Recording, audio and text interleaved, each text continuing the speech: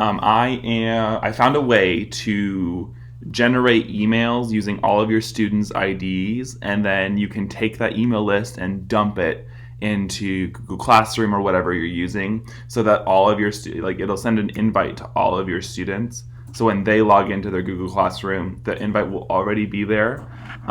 I just tried it with my K2 classes, and I'm going to do my 3-5 classes now.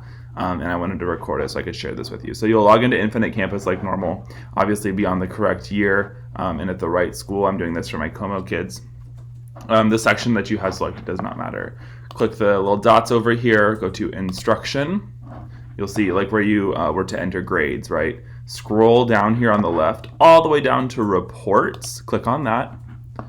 And then over here, we want to report a blank spreadsheet. So go ahead and click on blank spreadsheet. You might use this if you like keep attendance or something for your classes. Okay, so now this is where it's gonna get a little crazy.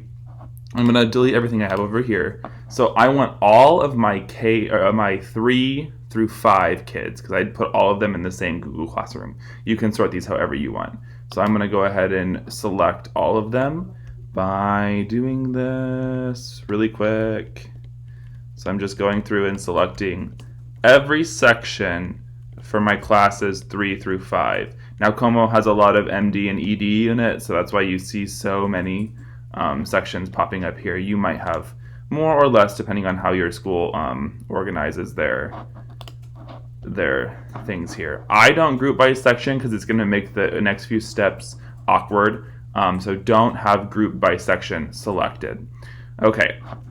Then over here in report options, I don't put a title there. Number of columns doesn't matter. Row height doesn't matter. Portrait landscape does not matter. This does matter. Make sure you have show student number selected. Okay, so let me scroll back to the screen here so you can see everything that I have set up. This is a blank spreadsheet. Term Q3 because I want the Q3 students that were active, and I went through and selected all of my sections for grades 3 through 5 because they're all in the same Google Classroom. Report options, title doesn't matter, number of columns doesn't matter, row height doesn't matter. We want to make sure that show student number is selected. Now there's this blue button that says generate PDF. We don't want a PDF. We want to click this arrow next to it and download or generate a CSV. So generate CSV, click that. And for me, it just goes right to my downloads over here. Yours will probably go in your downloads folder as well. If you're using Windows, you can click on your Windows icon and pull it up that way, okay? So go ahead and find wherever it'll say blank spreadsheet.csv. This is the third one I've downloaded, so it's gonna say 3. Go ahead and open that. It's gonna open in Excel or whatever Excel style program you're using is. And it'll look like this. So you'll see the name over here on the left. They'll all be sorted by alphabetically by their last names, and then their student ID number right next to it, okay? So you see how there's the number symbol before each number. Obviously we can't use that in an email, so we have to get rid of it. What you're gonna do, go over here at the very top of your screen, there's a little search sheet button. Click that. And then to the left of it, there's a little arrow drop down, click that, and then scroll down to replace. Click replace. It'll bring up this dialog box. Find what? Type the number symbol, because that's what we want to find. Replace with, leave blank, because we're just deleting it, and click replace all. Click. And then it'll say we made however many replacements. There's 131 students, so I made 131 replacements. Okay. And then you can go ahead and close this box. So now in column A, I have names. Column B, I have student IDs. Column C, type the @ symbol. And then in column D, in column D, type columbus.k12.oh.us. And I'll just make it bigger. There we go. So in box C, I only have the @ symbol and nothing else. In box D, I have what would go after the @ symbol. Notice that there's no @ here. It will confuse Excel if you do that, okay? So go ahead and select both of those boxes, and this little green box here in the corner, you'll see the cursor change when you hover over it. That's going to copy it, and we want to copy it down for all of the students that we see. So I'm going to scroll until the last student. So now every student ID should have a column with an @ and a column with the rest of the email handle for us. Okay, I want to select the student ID, @ symbol, and Columbus.K12 whatever without selecting the name. I don't want to select the names. I just want to select the emails. Okay, so select all of those. Once they're selected, right click, copy. So now they're all copied, okay? And then we're going to open Word, Microsoft Word. Open a blank document. Okay, so now we have a blank document. Great. Over here on the left where it says paste, there's a little drop down arrow. Click that little drop down arrow, and you want to keep text only. What this is going to do is it's going to prevent Word from formatting it like a table, so it's just the text. That's going to make it so we can copy and paste it into Google in a second. So click keep text only, and it's going to look like this. Okay, so now we have the student ID, the @ symbol, and columbus.k12.oh.us. Now there's a tab in between the student ID, the @ symbol, and then the @ symbol in columbus.k12.oh.us, and we have to get rid of that. So once again, we're going up here to this little search icon, click on that, click the drop down arrow, click replace. And that brings the dialog box up over here on the left. What are we finding? We need to find a tab. Now you can't just type a tab into this box. So you're going to see this, the paragraph symbol over here.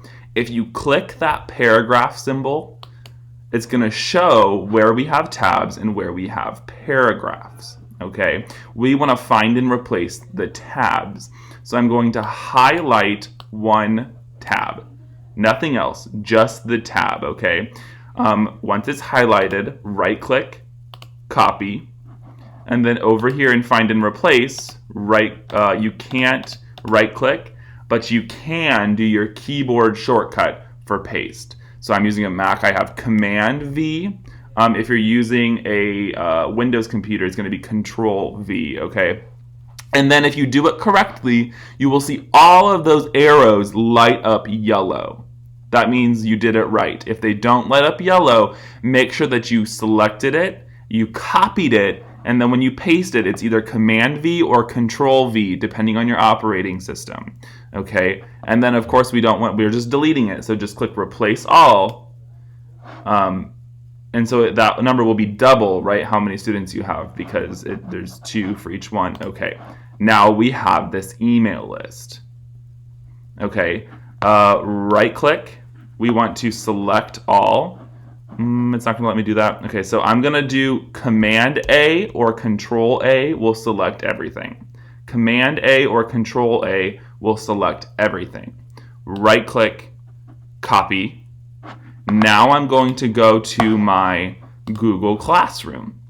And I just did all of my 3 through 5 music students. So I'm going to click here on 3, 5 music, open it up. I want to go to people. Now you can see that I have some kids already in here because I've been sending out emails through Infinite Campus, but we want to add students now. Add students, type name or email. All of those emails are copied into our clipboard, so you can right click, paste, and you're going to get this super long list of emails. Google's going to automatically know when those emails start and end.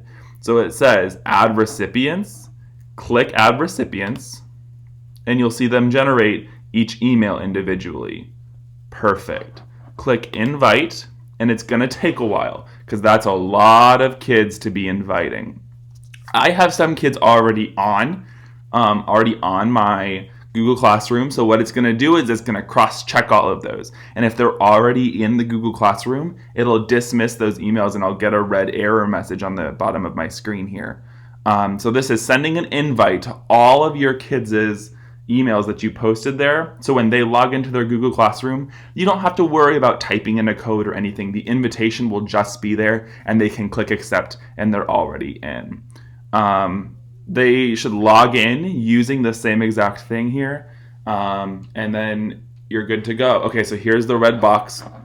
Could it invite 6 students? That's because those 6 students were already in my Google Classroom. So I'm going to dismiss that, cancel. Okay, so now I can scroll through and see all of these students that have been invited, and it automatically generates their name because they already have a Google profile. Vera here has already signed in and gotten onto my Google Classroom because I shared the code previously. Good job, Tessa. But everybody else, it'll show me when they've been invited and when they accept, okay? And then that's all you have to do. Obviously, if you want to add teachers, you would do that up here. And then from there, you should be good to go. If you have any questions or comments, feel free to ask them, but hopefully this helps you in this little workaround here.